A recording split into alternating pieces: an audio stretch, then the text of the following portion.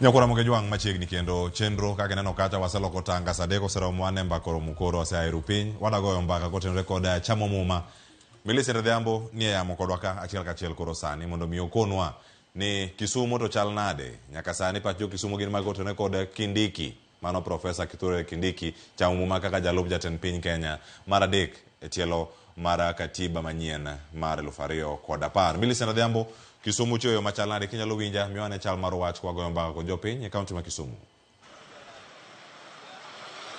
Ero kamane nyakle ofasa chal kachiel kwa woke county ma Kisumu apaya ma oginga odinga kuma bende an gi jopiny kaendi mondo migi nyiswa kaka giwinjo kata pachgi kotenore kod okang' mane do ka odiochieng' manyoro mar wito oko paro kata dwaro mane deputy machon Rigathi Gachagua ne otero e do mondo mi chung chenro mar chamo muma ne jalup jatend piny Kenya mane oyier Kithure Kindiki gino mabende koro omiyo odiochieng' ma kawuono ne oyangi ni koro Kindiki chamo muma ayanga kendo noland ni kawuono bedo odiochieng' yweyo makende mar mondo mi chenro no oyiene odhi nyime. We adhi achiel kuom jopiny mondo mi gilerwa ni to gin to kotenore kod wach makama are nyoro ka gineno kaka gik moko osebedo katimore pachgi chalo nade. Machiegni abro chako kodi chagi nyingi king'iyo kamera chunga kae.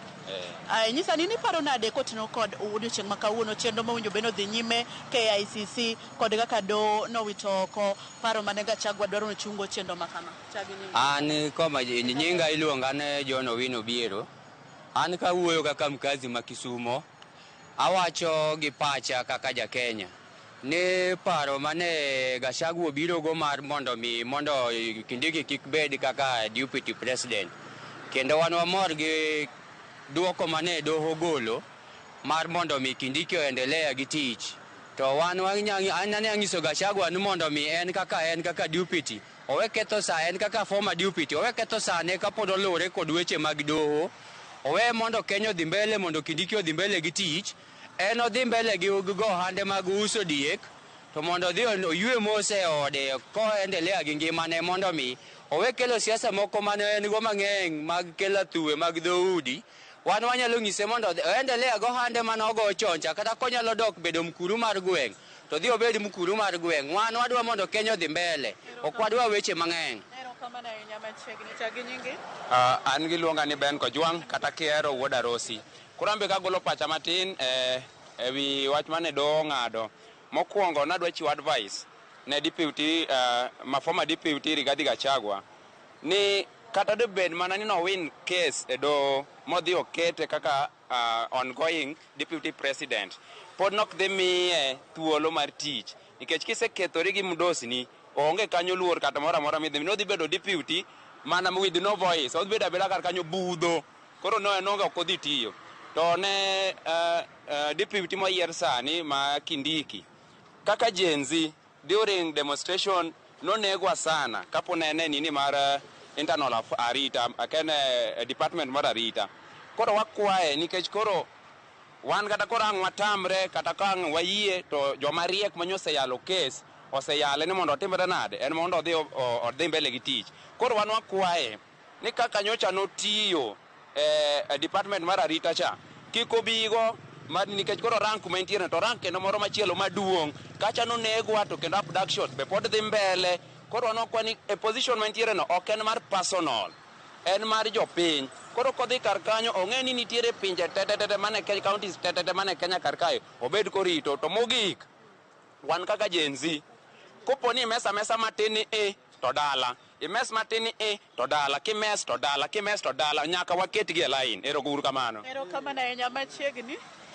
Kuom nyinga giluonga Millicent Jared kata nyathi Jambwenya. Awuoyo kaka Gen Z kenda Kenyan citizen man gi national ID. Adwa nyiso deputy Rigathi Gachagua ni kanyen deputy president nyotiyowa gi tok teko. To Kenya ok en mare, Kenya en marwa waduto. Mostly sahi Kenya ni ya Gen Z. Koro wan kaka Gen Z, an kaka Gen Z gi Gen Z mamoko, a support Kithure Kindiki mondo be deputy president. Ta kwayo Kindiki gi ng'uono maduong' ni Gen Z wete wanyonegi moko be pok wayudo. Ka an mawuoyo kani nitie nyathiwa manyolal ma pok wayudo. kuom yie mare giteme owuoyo gi interior security madhi kawo kare gimanynwa jowa manyolal mondo jonyuolwa chunygi obed gi thuolo. Mar ariyo, interior security midhi yierno ong'e ni Gen Z gi ema gin gi kura manyalo go kura kendo gin ema ginyalo tero gi kamoro. Giwe tiyo gi Gen Z marach kaka gitiyo gi Gen Z marach. Kech Kenya sani rito gi Gen Z, Kenya ok rit gi jodongo. Kanyinga iluonga ni Kithure Lagotieno koinda mar Gen Z Kisumu. Anya wacho ni kawuono en chieng' nyasi maduong', historia ma Kenya omek kuom golo ng'ama tich otaw mago koko tikelo wuoyi marandiga, wuoyi ma jatich. Wanya wacho ni Kindiki waneno chien kacha kane lweny ni bandits, Kindiki notayo matek kabisa makata kidhi maseji kwa joka nyiero. Kindiki en jatich kendo Kindiki en ng'ama jituma mondo mi japiny ofilni ng'ato telo ne mbele. Kawuono Kindiki kado jefis wada mi wacha achiel kende ni eno chien ka Gachagua notiyo. Gachagua athi mag dhoudi ne en go, milima ne en go, mganga ne en go, kung'oreri ne en go. Wacho ni gisani Kindiki kidonjo ofis tine japiny, tine Gen Z, tine jaduong', tine ng'ata makata ng'ok ja Kenya ka makata kodok pinje maoko. Wacho ni Kenya en kama ng'ato nyalo donge, Kenya en kama ng'ato timo ohala. Wawero weche mang'eny, wan wakwayo ni hai maber jo Kenya mondo bed gi kwe, Kindiki chamo muma kot bende weche mago mag dileka bende aye Gachagua weenda to nyumbani relax. Asante sana. Erokamano, aduoko erokamano. Mokwongo nyinge luonga ni Tenga Wuonyo Rato, jadak ma Kisumu. Mokwongo aduoko erokamano ne kot gimanye kot otimo. Ne kop kesni nyodwa dhi kawo ndalo mang'eny to jo Kenya bende odich gi tije gi magitiyo. Aduoko ne keto erokamano kendo amor gi golo ng'at miluongo ni Gachagua. Ne kop Gachagua nyicho ketwa Kenya ka ohero wach mar ukabila. To ukabila kisebedo jatelo, ibedo jatelo motelo ne jo Kenya te kabinde te mar Kenya. To en ni oketo watu wa milima. Owakwayo Kithure Kindiki eme kodonje tich. Oher jo Kenya te to kungu dhoge ni kop lepni ema nyo uso Gachagua. Okungu lewe to tine jo Kenya. Ne kop sani kwang'iyo Kenya nitiere kamarach. Uchumi mar Kenya nitie kamarach. Ka gidonjo wawere gi wach cases koro ni kop kesa achiel ema nie chandu wiji. Ka Ruto oseloso Gachagua osechamo muma, gitine jo Kenya oyud konyruok, nyithindo dhi skul, ji ong'i kaka chiemo, ohala dhi maber. Ne kop kech opong'o Kenya. Erokamano ne jo Kenya, to gima kwayo Gachagua, gima kwayo Kindiki. Kako donjo ni gin gi Ruto, ng'ama gimed luoro na en Raila Amolo Odinga, chuny piny, agwambo trakta. Ginyinga en Vincent Opondo Wuod Kanyakwar. Wach ma wache piny kani ini ka gima ni chwoyo. Gachagua nochako gi bawach gi wuo marach. Sani wan gi mkati full, en bang'ruok reloaded. Koro kuom Kindiki otinwa maber sama wabang'ore kendo wabang'ore reloaded. Gachagua odog dalo dhi opuro kwa diek. Ero uru kamano. Ani luonga ni Thomas Madawa, jatich ma Kisumu ka. Gimoro amora michako marach rumo marach. Gachagua nochako tiyo to weche gene ng'eny, weche mapogo ji, weche mapogo oganda mag jopiny. Omiyo wachne mar wuok kanyo endo owinjore kabisa. To ka wuoyo kuom ng'ama nyien mirwako Kindiki, wadwaro ni mondo kichako tiyo ibi chak maber, mondo tiji obi orum maber. Nikech kitiyo marach kodwa kendo to wabiro mana muki kaka Gachagua kori mukone. Mana mapiyo katieko. Adwoko erokamano. An iluonga ni Felix. An Felix Omonda Goka, nonyuola Kisumu kae. An ok mora gi dhi dala mar Gachagua ni. An ok mora kata matin. Gachagua tiekonwa kong'o kama jowa sani nyeduga, an kata omera maduong' nyeduga ot. Ok mora kata matin. Erokamano ahinya Mogi. Erokamano ahinya. An akwayo mana ni kaka Kindiki donjo, sirikal onego tine ji te. Nikech kae wan gi tich monego tim. Sani ka wang'iyo gik mopogre, uchumi ni mbaya. Koro akwayo mana ni Kindiki kosedonjo, siasa mang'eny ma ji timo onego bed ni rumo mondo sirikal otini oganda. Erokamano ahinya.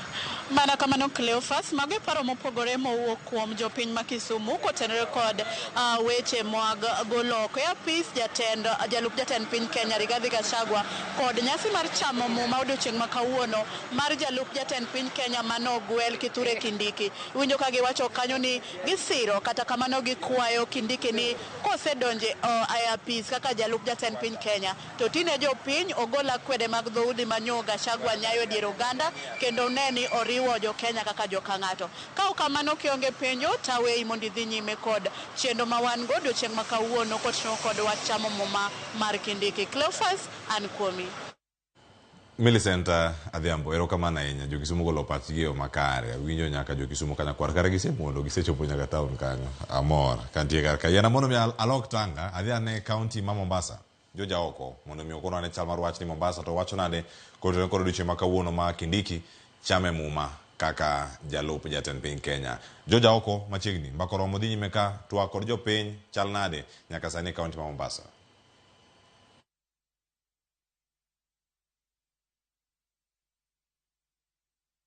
Kona kanyo ni temo los weche mag tudruok kodwa achiel kachiel konyalo winja en mana ng'eyo ni jodak e kaunti ma Mombasa gidhi bedo yo machal nade ni mar nyakura mojo kinde ma olose ni sirkal oikore tipo mineno wang' jowi kanyo gin timo bin achiel kachiel ka wuoka e kaunti mano ma Nairobi KICC neno kanyo Mutuse bende osedonjo mano jal mane oting'o twak mano mar golo Gachagua e apisi kaka jalup jatend piny Kenya.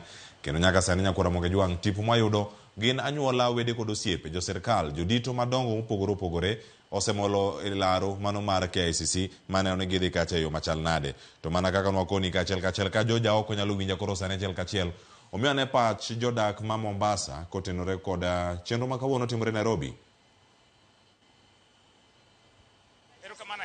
Cleophas Oluo chawinji maber kowuok e kaunti ma Mombasa kuma odiochieng' ma kawuono ni ago touch kamoro ni leisure mano mantiere Bombolulu e Bura Manyali Mombasa kuma neno